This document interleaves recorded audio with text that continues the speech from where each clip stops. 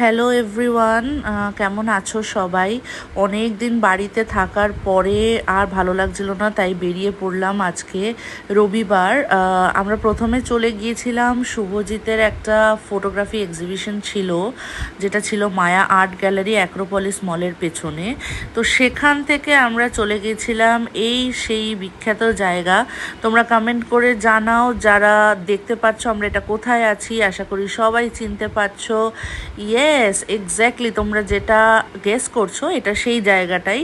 তো খুব খিদেও পেয়ে গেছিলো, তো এখানে গিয়ে আমরা প্রথমে নিয়েছিলাম রেশমি মালাই কাবাব চিকেন, দেন আমরা নিয়েছিলাম চিকেন টিক্কা কাবাব। দুটোই খুব টেস্টি ছিল। আমাদের প্রাইস পড়েছিল 160 রুপিস করে।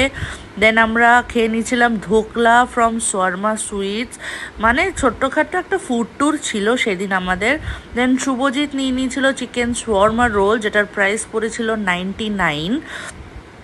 মোটামুটি টেস্টি ছিল রোলটা খেতে, অনেকটা মেয়োনিজ চিকেন ফিলিং দিয়ে ছিল, তোমরা ট্রাই করতে পারো।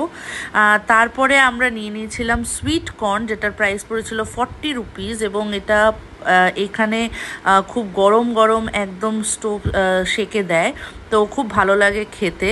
এবং এখানকার অ্যাম্বিয়েন্সটা প্রত্যেকবারই আমি যখন যাই আমার ভীষণ ভালো লাগে।